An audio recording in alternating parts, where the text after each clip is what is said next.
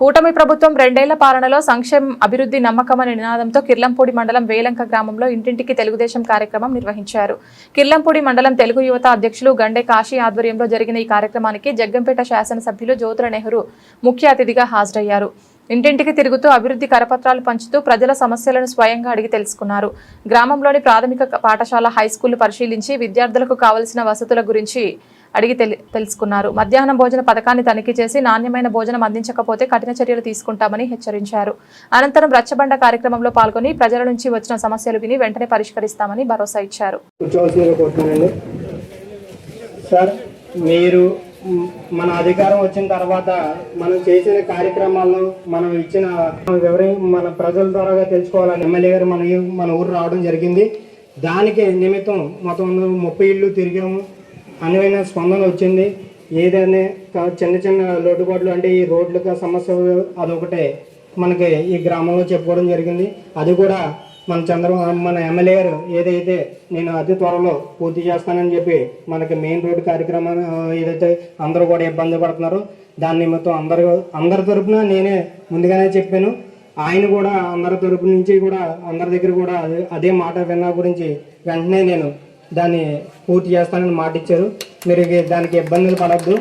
మీ అందరి తరపున కూడా నేనే ముందుగానే అడిగి ఇబ్బందిని మీకు ముందు పెట్టాను. దీనికి ఈ కార్యక్రమానికి మనకి అధ్యక్ష వహించినందుగా మన ఎంపీపీ తోటరావు గారిని ముందుగా మాట్లాడాల్సిందిగా కోరుతున్నాను. ఎంతమంది పిల్లలు ఉంటే అంతమందికి కూడా నేను ఇస్తాను అని మన నాయకుడు చంద్రబాబు నాయుడు గారు మహానాడు సందర్భంగా మాటిచ్చాడు. గతంలో పెద్ద మనిషి కూడా మాటిచ్చాడు, ఎంతమంది ఉంటే అంతమందికి ఇస్తానని. కానీ ఒకరికే ఇచ్చాడు. సరే, దాన్ని పక్క పెడదాం, అందుకే మీరు వాయించారు. ఇక్కడ చూసుకుంటే తల్లికి వందనంలో మీ గ్రామంలో 542 మంది పిల్లలు ఉన్నారు. ఈ దఫా చూసుకుంటే ఈ సంవత్సరం 70,46,000 రూపాయలు ఈ తల్లికి వందనం కార్యక్రమం సందర్భంగా మీకు ఇవ్వడం జరిగింది తల్లులందరికీ. ఇది 2 సంవత్సరాలకి చూసుకుంటే 1,46,90,000 రూపాయలు ఇచ్చాం. ఇది సంక్షేమం. అలాగే ఆటో డ్రైవర్లు 31 మంది ఉన్నారు మీ గ్రామంలో. వీళ్ళకి చూసుకుంటే 4,65,000 ఇచ్చాం.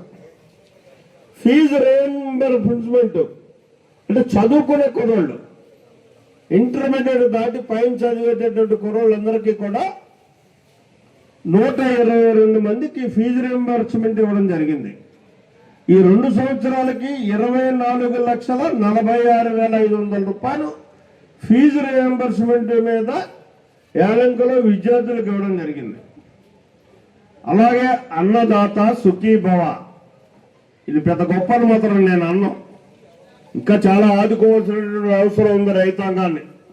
అయినప్పటికీ రాష్ట్ర ప్రభుత్వం చంద్రబాబు నాయుడు ఇస్తానన్న మాటకి 20,000 రూపాయలు చొప్పున కూడా ఇవాళ చూసుకుంటే అన్నదాత సుఖీభవకి 503 ఇచ్చాడు రైతులకి.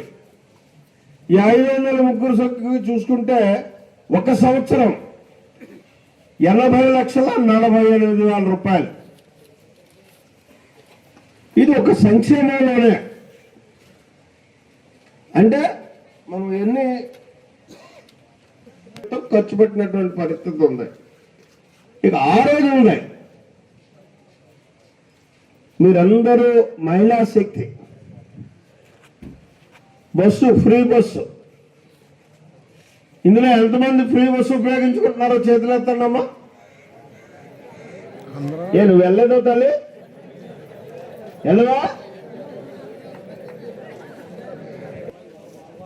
మీ యాలంక గ్రామంలోనే ఒక్క సిమెంట్ రోడ్లకి 55 లక్షల రూపాయలు ఇచ్చాం ఈ 2 సంవత్సరాల్లో. డ్రైన్లు అయితేనే, సిమెంట్ రోడ్లు అయితేనే. మళ్ళీ ఇప్పుడే నన్ను తీసుకెళ్ళి ఎక్కడో గోతులో పట్టేసాడు ఈ కాశీ, కావాలని పెట్టాడు అక్కడికి. ఎందుకంటే ఇటు చూస్తే వెంటనే ఇస్తారు కదా అని చెప్పేసాను.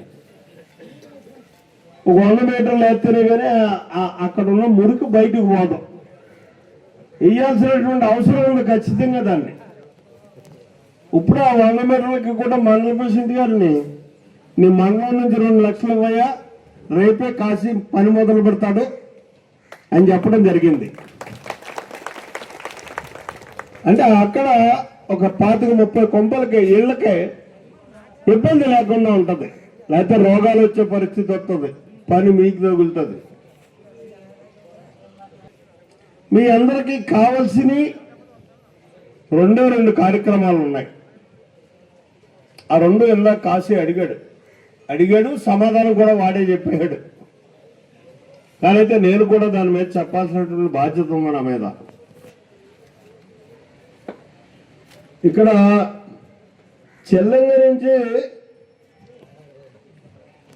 పెద్దనాపల్లి వరకు మన ఏలంకమేంచెల్లి రోడ్డు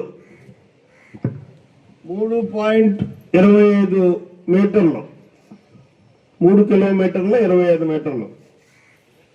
దీనికి 2,14,00,000 శాంక్షన్ పెట్టడం జరిగింది.